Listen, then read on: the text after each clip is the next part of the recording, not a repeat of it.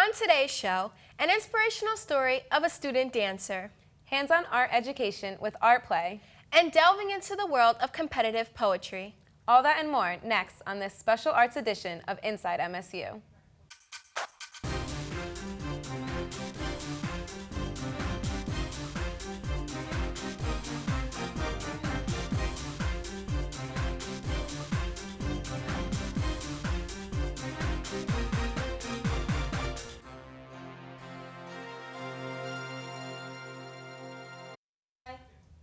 Welcome to Inside MSU. I'm Tatiana Smith. And I'm Monica Adams. On this special edition of Inside MSU, we are exploring the arts and artists both campus-wide and in the area. But first, the local news report. Earlier this week, the city of Boston was struck by a tragedy at its annual Boston Marathon. On Monday afternoon, 2 bombs exploded at the finish line in the final stretch of the event. 3 people were killed and over 100 people injured. Investigators are still scrambling to solve this fatal attack.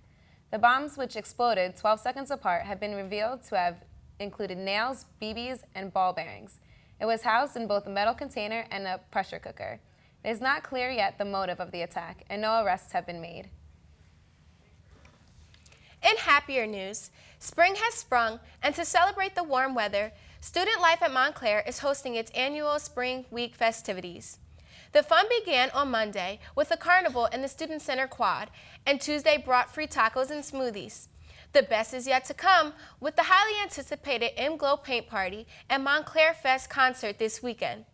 Last year's paint party was a success with large turnout, and this year's is projected to be even better. The performers to take the stage Saturday night are rappers Meek Mill and Ace Hood. With all this excitement, don't forget to grab yourself one of the free coveted Spring Week t-shirts given away at each event. Tickets for the event are still on sale. Last Thursday, the College of the Arts held a benefit performance. The event, An Evening for the Arts, featured student chorale presentations along a performance with the Shanghai String Quartet. Played throughout the benefit were short documentary features produced by our very own broadcast students. The musical theater department previewed their upcoming show, Wild Party, which debuts on campus May 1st. Our first story explores a world of competitive poets.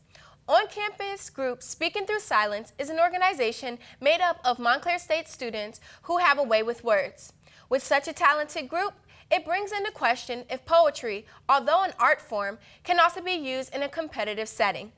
Inside MSU's Anissa Jefferson delves into the realm of competitive poetry. Their lungs in order to prepare them for the air they will breathe on stage. He will leave you like a full mausoleum.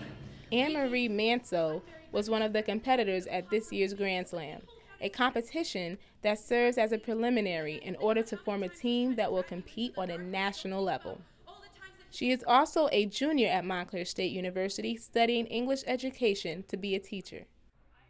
This was her first Grand Slam. It's like second nature at this point to me. Yeah, like I know them. Yeah, because I've just practiced them so much, and even when I'm like, okay, I'm done, I'm like, no, you have to practice it 3 more times. So.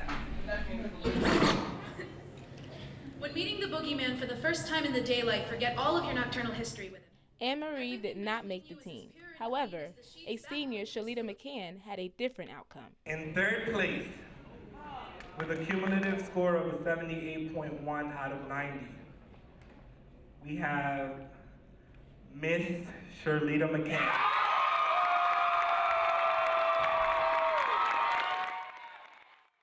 Being a winner of Grand Slam means that I've been the best me that I can possibly be to exhaust my poetry into the people that are in the crowd.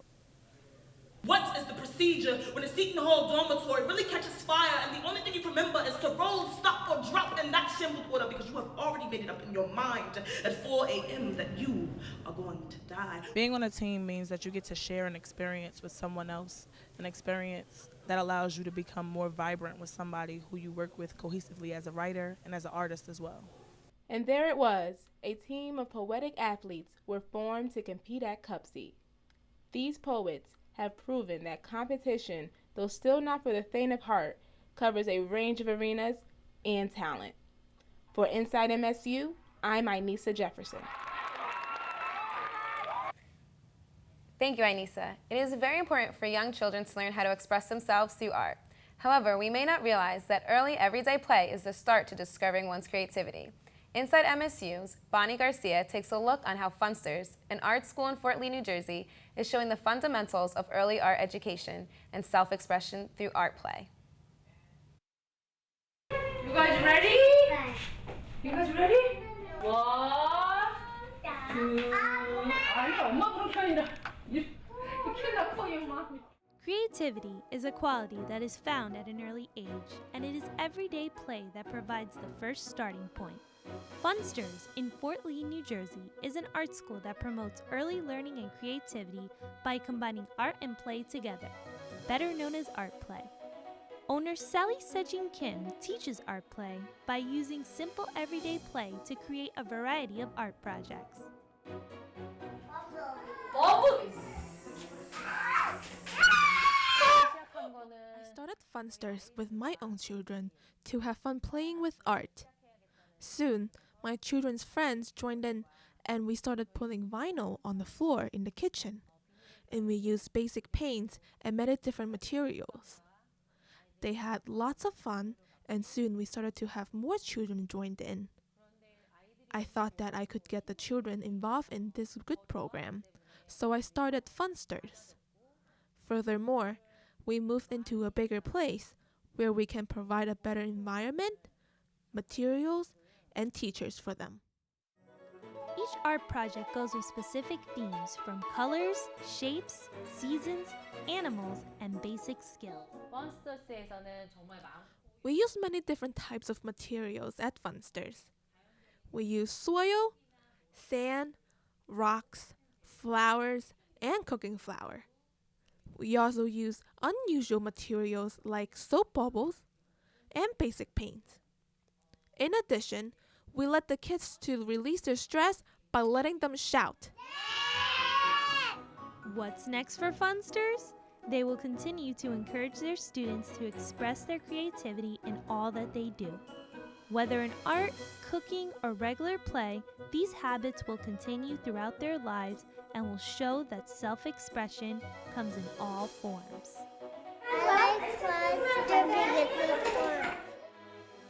For Inside MSU, I'm Bonnie Garcia. Thank you, Bonnie. Evan Ruggiero is not your typical musical theater student who loves to dance, sing, and act. His dreams of graduating and performing on Broadway were briefly put on hold after a life-altering event. Inside MSU's Amanda Olson has the story. My name is Evan Ruggiero, and I'm a senior musical theater major at Montclair State University. So when I was 5 years old, I went to the dance studio to pick up my sister with my mom, and I saw her and her friends dancing in the studio. And I just thought, hey, this looks like a lot of fun, why not give it a shot? So a lot of my friends, they weren't crazy about the whole me being a dancer thing. You should be in sports, play some baseball. All that I really wanted to do, my goal was to be on Broadway and to perform, sing, dance, and act. He was a very scary clown.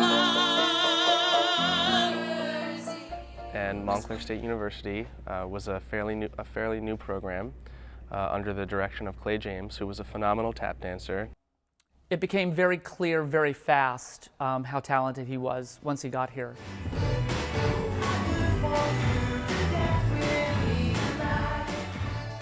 In October of 2009, I was diagnosed with osteosarcoma, a primary form of bone cancer.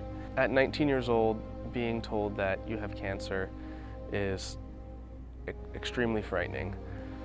From there, I had about 9 different surgeries. In May of 2010, I had my right leg amputated above the knee. He was not one to basically wallow in self-pity and to confine himself to bed. He's a mover. He's a mover, always has been. During chemotherapy, I had made the decision to return to school, something that my doctors had advised not to do. All of my teachers supported this and really worked hard to keep me in classes and to work with me throughout my demanding schedule of chemotherapy. To ensure that he was going to be able to deal with not only his treatment but also his survival and him coming back to school and really completing his degree. For me, I just wanted to be back at school with the teachers who cared about me, with my friends who loved me, you know, the kids that I started out school with and saw, you know, were watching me through this entire process. After graduation, I would still love to be on Broadway or performing anywhere. It's all the same. Only the names will change, and every day, like we're wasting away. And hearing, you know, Mariah Carey say to me, you know, you're an inspiration, there really aren't any words. I mean, she's Mariah Carey. You have inspired me and encouraged me as a human being, so thank you. Cancer really opened up my eyes to really not, you know, don't sweat the small stuff. Montclair State University will always be a very special place to me. Thank you, Amanda. What happens when religion, sex, and childhood abandonment collide? This question is the basis of the play Equus, which recently premiered at the Alexander Kasser Theater. Arts and culture correspondent Alex Williams went to its opening night to find out exactly what's behind this controversial play. After gaining critical acclaim worldwide and on Broadway, Equus is now playing at Montclair State University at Alexander Kasser Theater. This is a play that deals with childhood abandonment and the relationship between religion and sexuality. Although many of the issues are taboo, Equus clearly sets itself apart. It's not only a challenge for the actors, but the audience is also asked to delve deeper into these issues. I had a chance to sit down with director Susan Kerner on how she decided to tackle the play. I have a long history of not ever having worked on the play, but seen the play. I saw the original production on Broadway in 1975.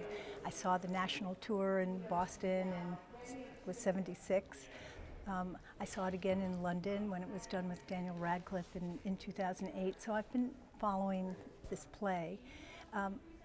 I like it because, and I wanted to do it here, because when the acting program comes into Kasser, we want to do something that is theatrically huge. It's not a huge cast, it's a cast of 14, not as big as a musical. But the theatricality of this piece is enormous, and that's what we were looking for. It's a psychological thriller, but it goes deep into human psychology. So it works on a lot of different levels. Hey, I'm Sean Haberly. I play Martin Dysart in this production of Equus. How does your character ever find resolve? Does your character ever find resolve? He doesn't. I think he does what he has to do, and he leads Alan towards a cure, but I don't think he's ever he explores deeply, you know, his issues and his problems and the characters, but I don't think it's as happy an ending for my character as it is for Alan. But mostly it's a great stage piece with huge theatricality when, you know, you've got a stable boy, 17-year-old stable boy who adores horses and blinds 6 horses, and then you have a psychiatrist whose job it is to get to the bottom of the case and find out why this boy did this and then attempt to cure him. You have 6 male actors, over 6 feet tall, who play horses. You have a total nude scene, sex scene on stage. What more could you want? For Inside MSU, I'm Alex Taylor Williams. Thank you, Alex. That's all the time we have for today on this special arts edition of Inside MSU.